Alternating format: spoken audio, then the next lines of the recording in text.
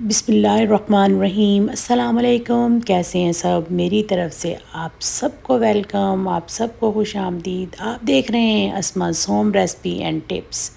अगर आप मेरे चैनल पे नए हैं तो प्लीज़ मेरे चैनल को सब्सक्राइब ज़रूर कर लें। अगर आपको मेरी वीडियो अच्छी लगे तो फ्रेंड और फैमिली के साथ शेयर ज़रूर करें और मुझे कमेंट्स करके बताएं कि आपको कैसी लगती है। आज मैं आपके साथ बहुत ही सिंपल सी मूंग और मसूर की दाल की रेसिपी शेयर करूंगी कि मैं उसको किस तरह से सिंपल से तरीके से बनाती हूँ और वो बहुत ही मज़े की और बहुत ही लाजवाब लगती है। और स्पेशली गर्मियों में आपको ज़्यादा देर किचन में खड़े भी नहीं होना पड़ेगा। तो चलें चलते हैं रेसिपी की तरफ। अल्लाह सुब्हान व तआला हमारे खानों में बरकत दें, हमारे हाथों में जायका दें। आमीन अल्लाहुम्मा आमीन या रब्बुल आलमीन। सबसे पहले हमें चाहिए दाल। मैंने लिए 1 कप मसूर की दाल और तीसरा हिस्सा कप का ली है मूंग की दाल। हमने इन दोनों दालों को मिक्स करके बनाना है। तो हम इन दालों को करेंगे चेक, थोड़ा सा साफ़, हमारी ऑलरेडी साफ़ है। फिर इन दोनों को करेंगे मिक्स और फिर इसको एटलीस्ट 3 से 4 दफ़ा अच्छे से पानी में धोएंगे। हम इसको बनाएंगे प्रेशर कुकर में, जिससे हमें बहुत ज़्यादा देर किचन में खड़े भी नहीं रहना पड़ेगा और हमारी मज़े की लाजवाब सी दाल भी हो जाएगी तैयार। तो इसमें हमने धोने के बाद इसमें हमें क्या चाहिए, मैंने लिया है 1 प्याज, 1 टमाटर और 1 लहसुन। लहसुन और प्याज को छील लूँगी, धो लूँगी और टमाटर को भी अच्छी तरह से।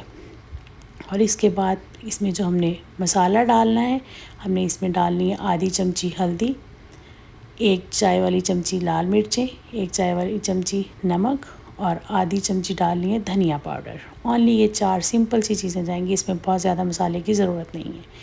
दाल को धो के हमने डाल लिया है प्रेशर कुकर में। उसमें पानी इतना ही डालना है जिससे वो बहुत ज़्यादा पतली भी नहीं रहे और बहुत गाढ़ी भी नहीं हो। कि हमने इसको सिर्फ 5 मिनट के लिए प्रेशर कुकर में पकाना है, 5 मिनट का वेट देना है।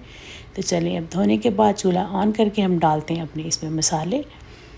और इसके बाद जो प्याज, टमाटर, लहसुन और 1 सब्ज़ मिर्च डाल के इसको हम काटने की भी ज़रूरत नहीं, इसको हम करेंगे रफली मोटा मोटा सा चॉपर के अंदर और फिर इसको भी कर देंगे मिक्स। इस तरह से मैंने इसको किया है चॉप। तो देखें ये कितना आसान सा तरीका है कि हमें कुछ मेहनत भी नहीं करनी पड़ी और हमारी दाल का जो टेस्ट है वो बहुत ही लाजवाब होगा। देखिए, अब हम इसको देते हैं डाल और इसके बाद हम इसको हिलाएंगे और अपने प्रेशर कुकर को जो है वो बंद कर देंगे। 5 मिनट के लिए सिर्फ हमने इसको वेट देना है, ज़्यादा लंबा वेट नहीं देना। ज़्यादा देर कुक करने से भी उसका टेस्ट इतना अच्छा नहीं होता, वो अजीब सी गाढ़ी सी हो जाती है। तो देखिए, अभी प्रेशर कुकर का वेट हिलना शुरू हो जाएगा और मैं सिर्फ 5 मिनट हिलाऊंगी और उसके बाद इसको कर दूंगी बंद। लेकिन फ़ौरन प्रेशर कुकर को बिल्कुल भी नहीं खोलना है, इसको आपने तब खोलना है जब अच्छे से हो जाए ठंडा। अगर एमरजेंसी में आपको खोलना पड़ ही जाए तो आपने क्या करना है, आपने इसको रखना है सिंक में, 2 से 3 मिनट इस पर डालना है ठंडा पानी और फिर इसको खोलना है, क्योंकि ये आपकी सेफ़्टी के लिए बहुत ज़रूरी है।